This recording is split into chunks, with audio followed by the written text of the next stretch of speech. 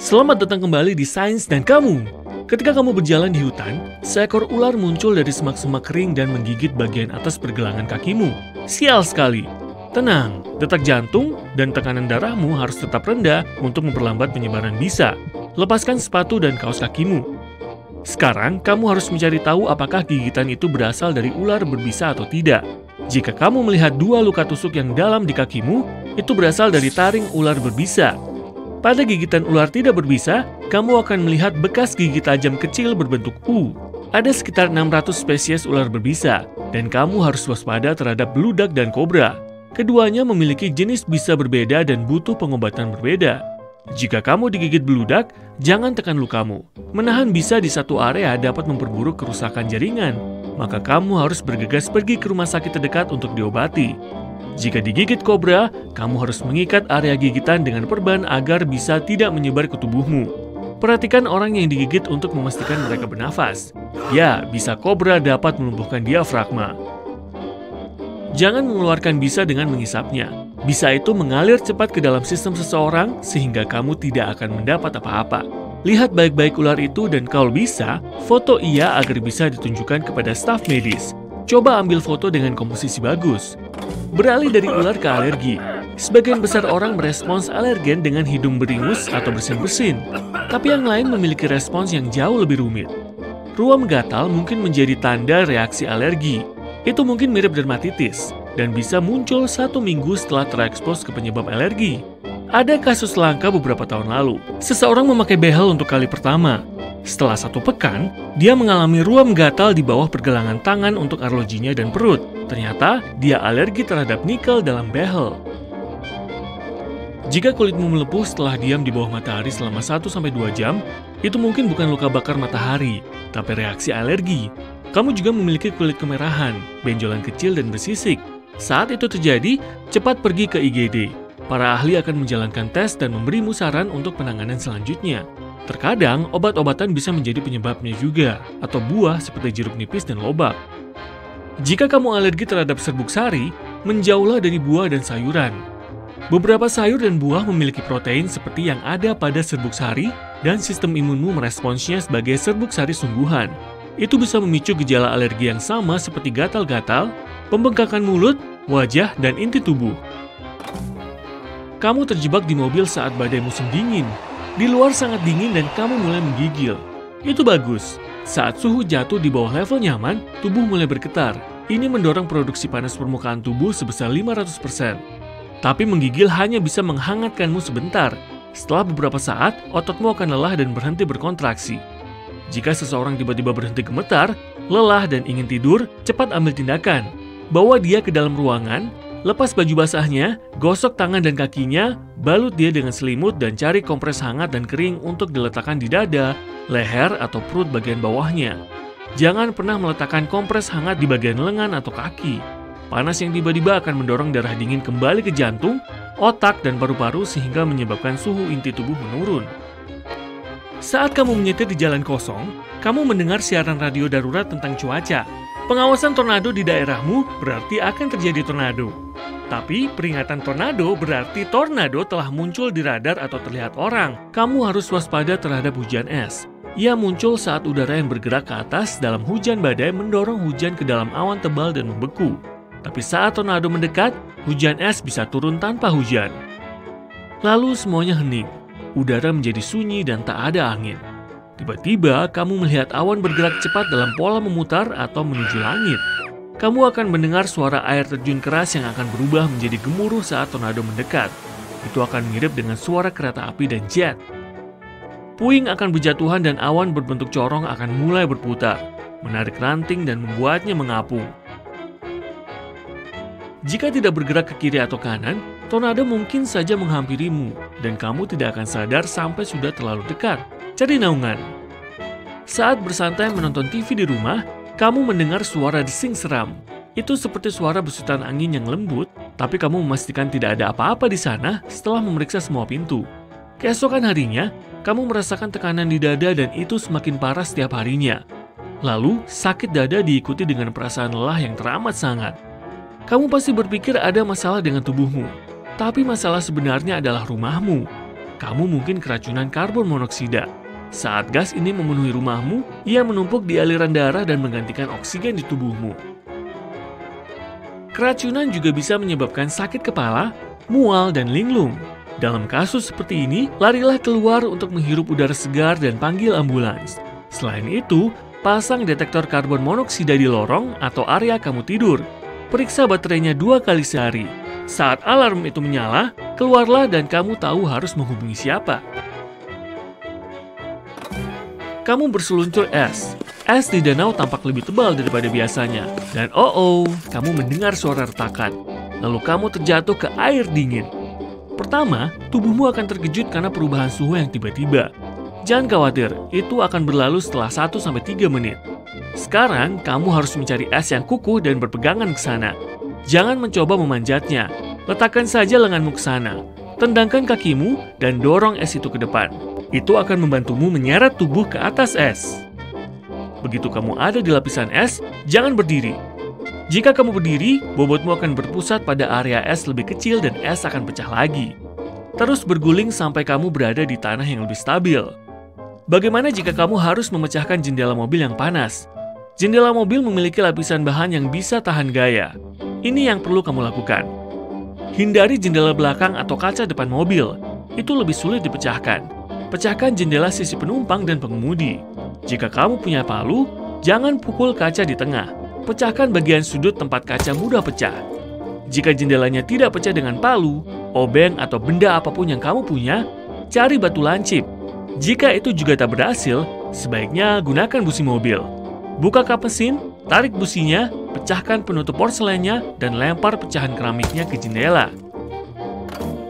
Di tengah musim panas, dan kamu berlibur ke pesisir Pasifik, tiba-tiba kamu merasakan gempa kuat. Ini bisa menjadi tanda peringatan pertama tsunami mendekat, atau itu bisa memicu gelombang besar dari ribuan kilometer. Tapi ada tanda-tanda lain tsunami mendekat. Salah satunya adalah perubahan ketinggian air, pasang atau surut. Jika kamu melihat laut surut dengan cepat dan dasar laut terlihat, kamu harus lari setidaknya 30,5 meter di atas permukaan laut dan 1,6 km di darat. Banyak ahli berkata, begitu air laut mulai surut, kamu punya 5 menit untuk evakuasi sebelum gelombang besar menyapu. Ingat, ini semua tentang sains dan kamu. Kamu berjalan menyusuri pantai, tapi ada sesuatu yang terasa berbeda hari ini. Airnya berwarna hijau terang dan hidungmu mencium bau menyengat telur busuk. Haruskah kamu mendekat untuk memeriksa fenomena yang tidak biasa ini? Berhenti sekarang juga sebelum semuanya terlambat. Yang kamu lihat disebut ledakan populasi alga berbahaya, juga disebut ledakan alga, dan mendekatinya adalah ide yang sangat buruk. Ledakan ini mengandung alga yang dapat menghasilkan gas beracun. Inilah yang membuat tempat wisata yang dulu populer kini sepi dan berbahaya. Kamu bisa datang ke pesisir pantai atau danau, lalu melihat sesuatu yang mirip buih hijau kebiruan mengapung di atas atau tepat di bawah permukaan air, atau mungkin menyerupai goresan cat hijau terang. Beberapa ledakan yang disebut pasang merah bisa membuat air jadi coklat atau merah. Intinya, begitu kamu melihatnya, segeralah menjauh, tahan rasa ingin tahumu, dan jangan mendekat. Saat alga membusuk, kantong gas hidrogen sulfida beracun terperangkap di bawah keraknya. Jika tanpa sadar menginjak kantong ini, kamu akan membebaskan gasnya dan tanpa sengaja kamu bisa menghirupnya. Ini cukup untuk sebuah akhir cerita yang tragis. Di beberapa pantai, bulldozer menumpuk alga ke truk sampah dan membawanya ke pusat pembuangan khusus. Di sana, rumput laut dikeringkan dan dibuang. Namun terkadang, tempat ini harus tutup sementara. Alga bercampur pasir dan lumpur, berbau sangat menyengat sehingga warga sekitar tak bisa tidur di malam hari karena baunya. Ada 3 jenis alga berbahaya yang dapat berkumpul menjadi ledakan alga berbahaya: cyanobacteria, dinoflagellata, dan diatom. Semuanya terdiri dari bentuk kehidupan terapung sangat kecil yang memanfaatkan sinar matahari untuk membuat makanan. Ledakan alga hijau kebiruan disebabkan oleh cyanobacteria. Mereka menghasilkan racun berbahaya yang merusak jaringan saraf. Kondisinya bisa menjadi sangat buruk sehingga pusat pengolahan air mungkin tidak dapat membuang racunnya. Sehingga warga sekitar disarankan tidak menggunakan air leding. Dinoflagellata dan salah satu spesies diatom adalah penyebab pasang merah. Ini biasa terjadi di teluk laut. Ledakan alga merah terbentuk di air yang hangat, asin, dan kaya nutrisi. Ledakan seperti ini melepaskan sejumlah besar racun yang bervariasi. Di Texas, pasang merah dulunya terjadi sekali dalam 1 dekade. Sekarang terjadi setiap 3 tahun sekali. Di Florida, ledakan alga merah muncul setiap tahun. Diatom panjang dan kurus juga bisa menghasilkan zat beracun yang berbahaya bagi manusia. Berita buruknya, jika kerang-kerangan seperti kerang bambu memakan terlalu banyak plankton ini, mereka juga bisa menjadi beracun. Itu sebabnya memasaknya untuk makan malam bisa menyebabkan bencana. Itu salah satu alasan perairan laut biasanya dipantau. Jika tingkat racunnya menjadi terlalu tinggi, pantai ditutup untuk panen kerang. Ledakan alga berbahaya dapat berlangsung selama beberapa hari hingga beberapa bulan. Mereka menyingkirkan oksigen dari air sehingga biota laut menghilang. Namun, keadaan semakin parah ketika mikroba mulai menguraikan alga pada akhir ledakan. Mereka mengonsumsi lebih banyak oksigen dalam prosesnya sehingga tidak ada ikan yang dapat bertahan hidup. Ini membuat area luas di perairan hampir kehilangan semua oksigennya, juga kehilangan tumbuhan atau hewan. Ledakan alga berbahaya muncul di area yang memiliki terlalu banyak nutrisi di dalam air. Biasanya nutrisi ini berasal dari pertanian dan industri lainnya, ditambah lagi angin muson musim dingin menjadi lebih hangat dan membawa lebih banyak kelembapan. Hal ini memungkinkan alga berkumpul dalam ledakan besar, beberapa menjadi sangat besar sehingga pusaran hijau tebalnya dapat dilihat dari luar angkasa. Namun, tidak semua ledakan alga berbahaya. Beberapa di antaranya hanya menambah rasa tidak enak pada air, mengubah warna, atau menghasilkan bau menjijikkan. Sayangnya, kamu tidak dapat membedakan mana yang beracun hanya dari penampilannya. Alga bukan satu-satunya organisme yang terlihat tidak berbahaya. Berikut adalah makhluk lain di laut yang tidak boleh kamu sentuh. Ubur-ubur irokanji ditemukan di Australia, terlihat kecil dan sangat polos, tapi penampilannya menipu dan si kecil berukuran ibu jari manusia ini sebenarnya mematikan. Karenanya, banyak pantai ditutup selama musim menyengat yang berlangsung dari November hingga Mei. Yang membuat ubur-ubur ini sangat berbahaya adalah ukurannya yang kecil, kamu tidak akan menyadarinya saat berenang. Ups!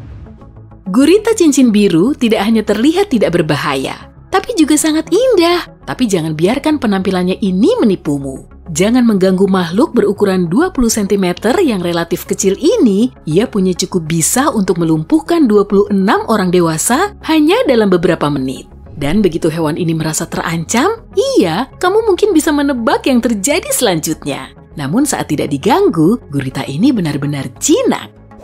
Ubur-ubur kotak yang terkenal, namanya sesuai dengan bentuk tubuhnya, hidup di Samudra Hindia dan Pasifik.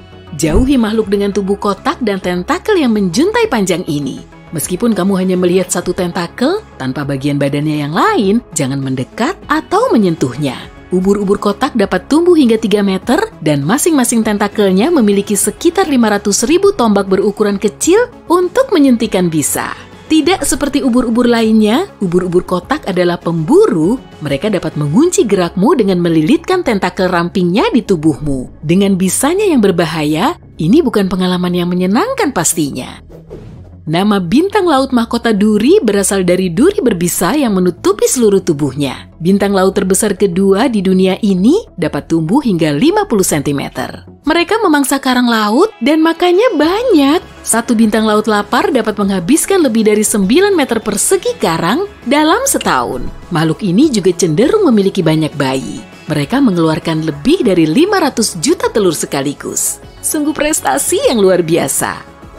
Pari bintik biru yang cukup kecil kebanyakan hidup di Samudra Pasifik bagian barat dan Samudra Hindia yang tropis dekat terumbu karang. Ukurannya tidak lebih dari 35 cm, makhluk ini memiliki pola warna yang mencolok, kuning dengan bintik biru elektrik di tubuhnya dan beberapa garis biru di ekornya. Meskipun hewan ini cantik, perlu diingat juga bahwa ia juga berbahaya. Ia dapat melukaimu dengan duri berbisa di ekornya. Kamu dapat menemukan ikan lepu di Samudra Pasifik Selatan dan Laut Karibia. Terlepas dari apa yang kebanyakan orang pikirkan, ikan ini bisa dimasak. Makhluk ini berbahaya saat hidup, kamu bisa secara tidak sengaja tersengat sirip tajamnya yang berbisa. Jika kamu hobi mengoleksi cangkang hewan, kamu pasti mengenali siput kerucut hanya dengan melihatnya. Panjangnya sekitar 10 cm, siput itu terlihat imut dan polos. Tapi tampilannya ini menipu, terutama jika kamu bertemu dengan spesies tropisnya. Bayangkan menemukan cangkang cantik dan mengambilnya, kamu tidak takut sarung tangan selamu tampaknya melindungimu dengan sempurna. Tapi siput kerucut memiliki tonjolan kecil seperti jarum yang bisa keluar dari mulutnya yang penuh dengan racun mematikan yang menyerang syaraf. Jarum ini dapat dengan mudah menembus pakaian selamu, tapi yang terburuk adalah bisanya mengandung penghilang nyeri sehingga kamu tidak tahu kamu telah disengat. Bulu babi bunga tercatat dalam rekor dunia Guinness sebagai bulu babi paling berbahaya di bumi. Makhluk ini hidup di Samudra Hindia dan Samudra Pasifik bagian barat. Meskipun penampilannya membuatmu ingin memasukkannya ke akuarium, jangan pernah menyentuhnya. Bulu babi bunga memiliki bisa yang cukup untuk membuat liburanmu jadi tidak menyenangkan. Atau pendek. Ikan batu, ikan paling berbisa di dunia, bisa berkamuflase.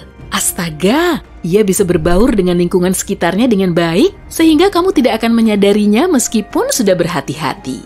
Kita bisa dengan mudah menginjak ikan ini, begitu merasa terancam, seperti saat kamu tidak sengaja mencoba menghancurkannya, ikan ini akan menancapkan duri berbisa yang tumbuh di sepanjang punggungnya. Semakin banyak tekanan, semakin banyak racun yang dihasilkannya. Dan ikan ini tetap berbahaya bahkan di daratan.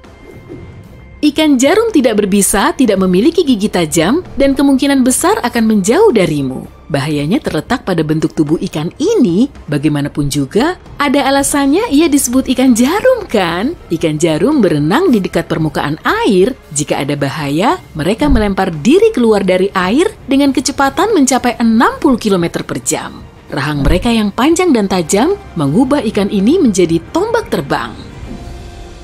Ikan botana kasur punya duri yang tumbuh di dekat pangkal ekornya.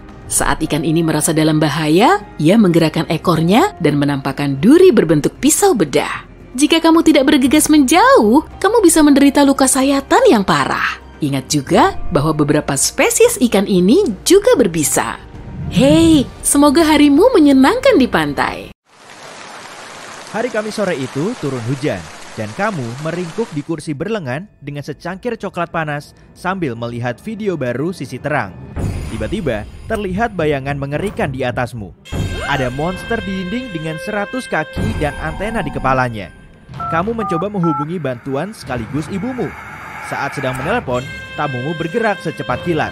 2 detik kemudian, kamu tidak bisa melihatnya lagi. Kamu meraih kain pel dan bersembunyi dalam lemari pakaian.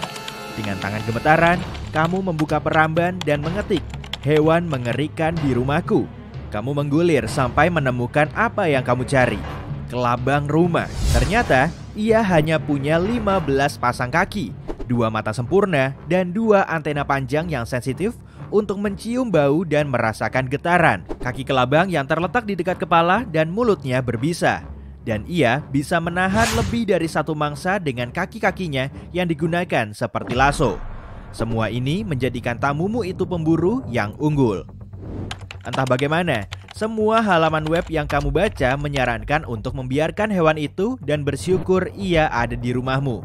Banyak orang berusaha untuk menyingkirkannya, tapi kelabang rumah adalah pengendali hama alami dan gratis dalam rumahmu. Mereka akan membantu membasmi hama, lalat, semut, ngengat, laba-laba, rayap, dan kecoa. Kamu sebagai manusia sama sekali tidak ada dalam daftar menu mereka. Mereka adalah pemburu malam yang aktif dan tidak meninggalkan jaring atau jebakan dimanapun. Hewan ini juga tidak membangun sarang di dalam rumah dan tidak makan perabotan, pakaian, makanan, atau hewan peliharaan. Mereka bergerak tanpa bersuara dan tanpa meninggalkan jejak kotor di belakangnya. Kelabang rumah tidak membawa penyakit apapun, dan sebagian besar mereka keluar di malam hari saat kamu tidak melihat. Mereka selalu bergerak mencari mangsa. Karena gerakannya yang cepat, mungkin kamu tidak akan melihatnya sama sekali. Mereka hanya menggigit jika diserang terlebih dahulu. Saat itu pun, gigitannya tidak bisa menembus kulit. Rasanya seperti sengatan lebah ringan, tidak terlalu sakit. Semua ini tampak menjanjikan, dan kamu hampir siap keluar dari persembunyian. Kamu menjerit seperti anak perempuan. Ia datang lagi. Cepat, kamu masih belum merasa nyaman untuk berbagi tempat tinggal dengan makhluk berkaki banyak itu. Kamu menyambar stoples dan kertas. Ia berlari menyeberangi ruangan. Ke bawah rak buku. Kamu menunggunya keluar melalui tembok. Lampu kamu matikan agar hewan itu lebih tenang. Ia diam sekarang, sehingga kamu bisa menangkapnya. Kamu membawanya keluar dan berharap agar hewan itu masih mau melakukan tugasnya mengendalikan hama di luar sana. Kamu memutuskan untuk mengamankan rumahmu dari tamu-tamu tak diundang lainnya.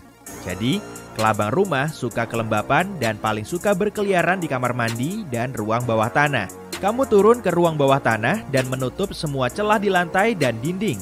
Kamu mengecek semua pipa di kamar mandi dan dapur untuk mengetahui apa ada yang bocor. Sempurna. Kini waktunya keluar dan menyingkirkan daun-daun serta ranting kering. Kelabang suka bersembunyi di sana. Malam yang sibuk, kamu memutuskan untuk menonton TV. Aduh, ngeri sekali monsternya. Itu adalah tarantula Goliath pemakan burung, laba-laba terbesar di dunia. Dan seperti kelabang rumah, ia tampak jauh lebih mengerikan daripada yang sebenarnya. Makanan Goliath mencakup serangga, katak, dan tikus. Ia hidup di Amerika Selatan bagian utara. Meskipun ukurannya besar, ia tidak bisa melukai manusia dengan bisanya. Gigitannya tidak lebih dari sengatan lebah. Tamu berikutnya dalam acara ini adalah hiu paus. Ini jelas bukan hama. Ia adalah hiu sekaligus ikan terbesar di dunia. Sedikit lebih besar daripada bus tingkat dan beratnya setara dengan 5 ekor gajah. Hiu ini punya 300 gigi kecil-kecil di dalam mulutnya yang digunakan untuk memakan plankton dan sekali-sekali ikan. Hiu paus adalah perenang yang lambat dan hiu yang paling baik hati. Mereka bahkan bermain dengan para penyelam. Sebenarnya, manusia lebih berbahaya bagi mereka daripada mereka terhadap manusia. Meskipun ukurannya raksasa, kaki 1000 Afrika raksasa adalah hewan yang pemalu dan lebih suka bersembunyi di bawah bebatuan sepanjang hari. Yang bisa diserangnya hanyalah daun-daun kering di tanah. Dengan begitu, ia berperan bagi lingkungan. Kadal berduri Australia adalah kadal mengerikan dengan banyak duri di tubuhnya. Mereka bergerak di sekitar semak-semak dan gurun untuk mencari semut.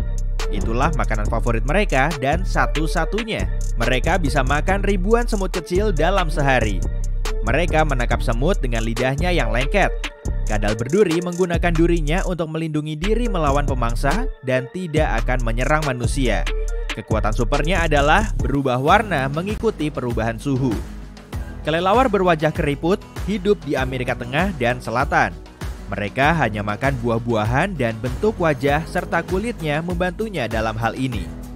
Mereka tidak mengenal tata krama ketika makan dan membenamkan seluruh wajahnya ke dalam makanannya. Semua keriputnya membantu cairan buah langsung masuk ke dalam mulutnya. Wah, keren sekali idenya. Aku harus mencobanya. Aye-aye adalah lemur yang hanya hidup di Madagaskar. Kepercayaan kuno setempat mengatakan bahwa bertemu aye-aye benar-benar membawa kesialan. Sebetulnya, aye-aye adalah makhluk tidak berbahaya yang memakan serangga dan larva. Ia mengetuk-ngetuk batang pohon dengan cepat untuk mendapatkan makanan dan mengeluarkannya dengan jari tengahnya yang panjang. Aye-aye lebih suka tinggal di pepohonan dan hampir tidak pernah turun ke tanah. Jadi, hampir tidak mungkin kamu akan bertemu dengannya. Jika kamu mengunjungi Nepal atau India dan menjumpai seekor buaya dengan hidung sempit yang panjang, jangan panik. Itu adalah gavial. Buaya adalah kerabat mereka yang terdekat, tapi gavial bukan buaya. Gavial adalah spesies unik yang berbeda. Hidungnya yang aneh sangat sesuai untuk menangkap ikan. Ikan adalah makanan favorit mereka. Gavial dewasa, penyayang dan perhatian terhadap anaknya, serta makhluk yang sangat pemalu. Ia bersembunyi dari manusia dan tidak pernah menyerang mereka. Ular susu tampak mirip ular karang, tapi tidak seperti ular karang yang sangat berbisa. Ular susu sama sekali tidak berbahaya. Alam memberikan garis-garis berwarna terang itu untuk menipu calon pemangsa, supaya mengira mereka adalah ular karang. Berkat peniruan itu, mereka bisa bertahan di berbagai tempat dari ladang dan bebatuan sampai area pertanian dan gudang. Sebagian orang bahkan menjadikan ular susu sebagai hewan peliharaan. Ya, tapi jangan sampai keliru dengan perbedaan pola warnanya itu. Kura-kura mata-mata berduri sangat pemalas. mereka tidak berenang, melainkan berjalan di sungai dan rawa-rawa yang mengalir lambat. Mereka hanya keluar dari air untuk bertelur. Mata-mata tidak berburu, tapi menunggu datangnya mangsa. Ketika melihat ikan, ia akan memanjangkan lehernya dan menelannya seperti penyedot debu. Ia harus melakukan ini karena rahangnya tidak mampu mengunyah. Hei, belajarlah jadi mata-mata yang gesit. Ngengat harimau Virginia itu sama takutnya kepadamu seperti kamu takut kepadanya dan ia berusaha menghindari kontak dengan segala cara. Makanan favoritnya adalah dedaunan, daun pohon birch, dedalu, mapel, kenari, kubis, dan lain-lain. Ngengat ini mengunyah bagian daun yang lembut dan meninggalkan tulang daunnya. Jika merasa sangat terganggu, ia akan mencoba melindungi diri. Tapi bekas paling parah yang ditinggalkan adalah iritasi kulit ringan atau bekas pukulan nunchaku jika dipaksa menggunakan seni bela dirinya. Haya! Bercanda.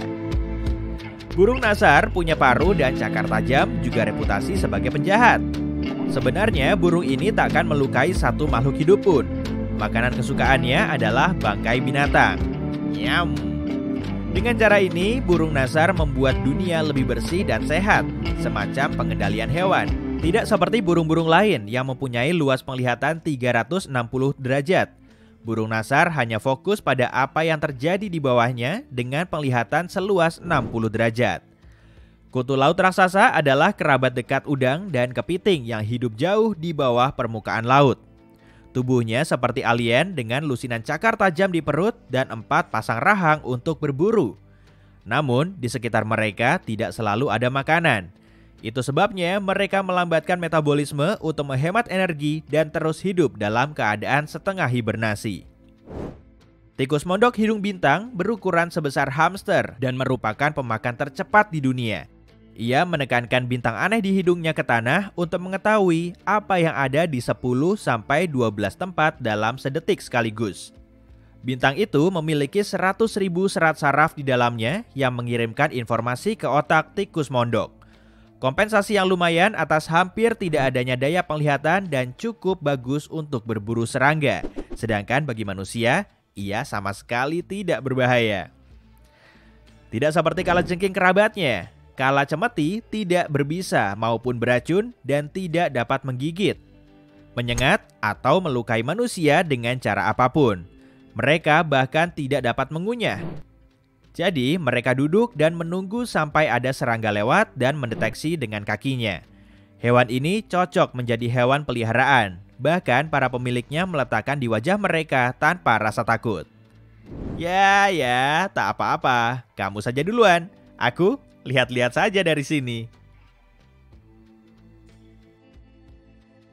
Saat membayangkan burung paling berbahaya di dunia, seperti yang biasa kulakukan di siang bolong, elang atau burung nasar mungkin muncul di benakmu. Tapi ternyata burung kasuari yang berwarna biru ini paling berpotensi memberi luka paling parah dibanding burung seram terkenal yang kusebutkan sebelumnya. Spesies kasuari terbesar bisa tumbuh setinggi dan seberat manusia pada umumnya. Burung gemuk ini tidak bisa terbang, tapi memangnya kamu bisa? Selain itu, lari kasuari lebih kencang. Jadi, akan percuma jika kamu melarikan diri darinya. Kasuari bahkan bisa mengejarmu di dalam air, karena mereka juga perenang yang hebat. Mereka pun mampu berlari secepat 50 km per jam. Jadi, kamu mungkin perlu naik mobil untuk kabur jika kasuari yang marah mengejar tepat di belakangmu. Jangan khawatir, mau bagaimanapun, mereka jarang sekali menyerang manusia. Angsa putih adalah makhluk anggun yang cantik. Setidaknya, begitulah kata dongeng.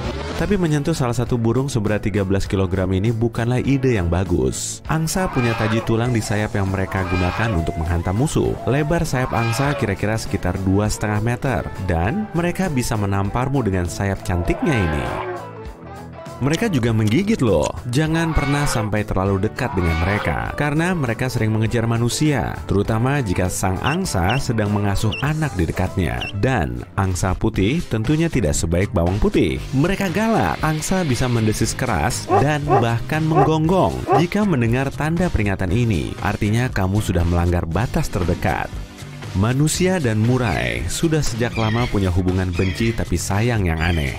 Burung berukuran sedang ini terkadang bisa sangat agresif, tapi jika dirawat dengan baik, kalian mungkin bisa berteman. Murai mampu mengenali wajah manusia dan pasti akan kembali ke halaman rumahmu jika kamu memberinya makanan enak. Tapi jika kamu membuatnya kesal, mereka juga akan mengingatnya dan menyimpan dendam. Jadi, berhati-hatilah menjaga hatinya. Maafkan pelesetan barusan. Pelikan adalah simbol cinta dan konon mereka siap mengorbankan nyawa mereka sendiri demi melindungi anak-anak mereka. Sekarang aku paham kenapa mereka menelan seluruh mangsanya tanpa mengunyah atau mencabiknya. Ingat, jangan pernah mendekati sarang pelikan. Kamu memang bukan ikan kecil dan paruh pelikan terlalu kecil untuk menelan manusia. Tapi kamu tidak ingin digigit kan? Oke, burung yang satu ini bisa membuat bulu kudukmu berdiri hanya dengan namanya. Burung shawbill adalah burung yang sangat besar, tingginya mencapai 1,5 meter atau sedikit di bawah tinggi rata-rata manusia. Tidak heran, mereka mampu melawan buaya. Oke, setidaknya bayi buaya. Tapi mereka hanya butuh rang super kuatnya untuk menang menggunakan satu pukulan. Masih tidak takut? Mereka membuat suara yang pasti membuat kita merinding, seolah kamu berada di film aksi bioskop. Jika menurutmu burung unta penakut ini tidak berbahaya, kamu salah 2 kali. Pertama, mereka tidak memasukkan kepala ke dalam pasir karena takut. Ini hanyalah ilusi optik. Dan ya, bagaimana mungkin mereka bisa bernapas di dalam pasir?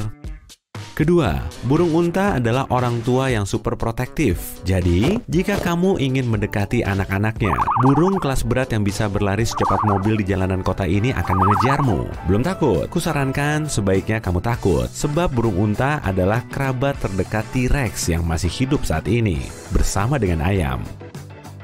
Huatzin terlihat sangat tidak berbahaya, kecuali baunya yang tidak sedap, tapi itu lain cerita. Bayi-bayi mereka memiliki sayap yang terkenal sadis. Sayap anak-anak Huatzin memiliki 2 cakar besar yang punya banyak fungsi. Pertama, sebagai salah satu pelindung dari predator. Dan kedua, untuk membantu memanjat pohon jika dia jatuh atau keluar dari sarang. Begitu sudah dewasa, cakar ini menghilang seperti gigi susu. Ukuran bukanlah segalanya. Kalau kamu adalah burung kolibri, kamu harus makan hampir 150 kg per hari untuk mempertahankan berat badan normal dengan metabolisme burung kecil ini. Tapi umurmu juga akan jauh lebih pendek, hanya sekitar 3-5 tahun. Jika pernah mewarnai rambut, kamu mungkin punya satu kesamaan dengan burung herring berjanggut dibanding orang lain. Mungkin hanya kalian berdualah spesies di seluruh dunia yang menggunakan pewarna dengan sengaja. Burung herring mewarnai bulunya dengan tanah merah untuk menunjukkan dominasinya atas burung lain. Kalau manusia, ya kita hanya suka terlihat berbeda. Kondor California mungkin tidak sebesar pesawat terbang, tapi ukurannya tetap terbilang besar. Lebar sayapnya hampir 3 meter. Sayapnya berpotensi berbahaya bagi manusia, tapi kemungkinan kita bertemu mereka sangatlah kecil. Di tempat asalnya, hanya ada sekitar 200 ekor yang masih hidup. Bayangkan ini, kamu sedang mencari makan enak di kulkas, tapi tidak bisa melihat makanan yang menggugah selera. Jika kamu adalah murai basia, kamu akan langsung buang angin di kulkas. Kedengarannya menjijikan, tapi begitulah cara burung ini mencari cacing tanah yang bersembunyi. Mereka melancarkan serangan gas agar cacing terkejut dan hore! Mereka kini menjadi sasaran empuk burung tukang kentut ini. Tutup hidungmu dan bon appetit! Oke, ayo beralih dari cerita jorok tadi. Mari kita lihat ke langit. Kamu mungkin tidak mengira akan melihat burung beracun dalam daftar ini. Tapi sayangnya, aku dengan senang hati mempersembahkan Pito Hui bertudung kepadamu. Para ilmuwan mengetahui burung ini beracun saat tangan mereka terus terasa kebas dan ada sensasi terbakar setelah memegang burung-burung ini. Ada banyak racun di bulu mereka, terutama di bagian bawah. Burung ini tidak menghasilkan racunnya sendiri. Mereka mungkin mendapatkannya dari kumbang yang menjadi santapannya. Atau bagaimana kalau angsa bersayap taji? Angsa yang satu ini terkenal karena beracun juga, dan racunnya berasal dari mengunyah kumbang lepuh. Menyentuh saja tidak akan berbahaya, tapi memakannya bisa menyebabkan konsekuensi yang tidak dapat dihindari. Racunnya tetap ada bahkan setelah dimasak. Burung lain yang tidak ingin kamu makan adalah burung puyuh biasa. Tapi jangan tertukar dengan burung puyuh Jepang yang biasanya dipelihara sebagai pedaging ya. Burung puyuh biasa bisa sangat beracun, bahkan menyebabkan konsekuensi yang mengerikan seperti gagal ginjal. Itu semua tergantung pada tanaman tertentu yang dimakan burung ini. Kabar baiknya, mereka hanya beracun selama periode migrasi, tapi tetap enak dan aman di luar masa migrasi. Jika kamu tidak yakin, lebih baik hindari menyantap burung yang satu ini di piringmu, kecuali kamu ingin nyeri otot. Jika melihat burung hantu salju yang mengemaskan, kamu sebaiknya menutup mata dan lari. Burung ini mungkin terlihat baik, tapi sebenarnya mereka punya cakar setajam silet yang mampu mereka gunakan dengan sangat lihai. Mereka mengarahkannya ke bagian yang paling rentan, seperti kepala, mata, dan lainnya. Intinya, jangan macam-macam dengan burung hantu salju. Satu lagi spesies yang sebaiknya kamu jauhi adalah anis bentet kecil. Jangan tertipu oleh katak kecil di namanya, apalagi oleh matanya yang tampak polos. Jangan tertipu sedikit pun. Ingat bentuk burung ini dan jangan pernah menyentuhnya. Mereka sama beracunnya dengan katak panah Amerika Tengah dan Selatan yang terkenal itu. Iphrita kowaldi mungkin kecil, tapi dia punya mekanisme racun yang membuat burung kecil ini tak gentar. Mereka hanya memakan jenis kumbang tertentu yang memberi burung ini racun spesial. Hanya dengan menyentuhnya, kamu mungkin akan kebas karena efek racunnya. Burung ini juga tidak bisa dimakan karena racunnya tidak hilang meski sudah dimasak. Elang emas adalah aderainya dunia burung. Mereka mampu mengangkat beban hingga 1,8 kg. Elang emas mampu mengangkat kura-kura dan mangsa lainnya dengan mudah. Burung perkasa ini cukup kuat untuk mengangkat balita, tapi untungnya mereka tidak pernah melakukannya. Bahkan, orang-orang di Mongolia menggunakan elang ini untuk berburu serigala. Angsa Kanada telah hidup dekat dengan manusia selama bertahun-tahun, tapi mereka masih waspada jika kita berada di dekat sarangnya, terutama pada musim kawin di musim semi. Pada masa-masa ini, angsa Kanada dapat mengejar dan menggigit orang yang dianggap sebagai ancaman bagi telur, pasangan, atau bayinya. Jika kamu ingin menghindari serangan burung yang mudah marah ini, cara terbaik yang bisa kamu lakukan adalah mundur teratur. Burung camar yang romantis di langit tampaknya tidak terlalu berbahaya. Paling-paling hanya meninggalkan hadiah kotoran yang tidak begitu kamu inginkan. Sayangnya, informasi ini kurang pas dengan kenyataan karena burung ini sangat agresif. Seperti jenis burung lain, mereka hanya menyerang jika terpaksa. Jadi, aturannya lumayan simpel. Jangan ganggu mereka dan menjauhlah dari sarangnya. Oh, saat mesin waktu akhirnya ditemukan. Berhati-hatilah dengan burung-burung dari masa lalu. Velociraptor sudah lama punah, sama seperti dinosaurus lainnya. Mereka punya cakar dan bulu. Velociraptor memang adalah burung dan bukan kadal bersisik. Ngomong-ngomong, ini dia kuku tajam yang harus kamu takuti. Kuku ini bisa memotong apa saja. Jika kamu pergi ke masa depan, tetap waspada juga ya. Kamu tidak pernah tahu apa yang menunggumu di sana.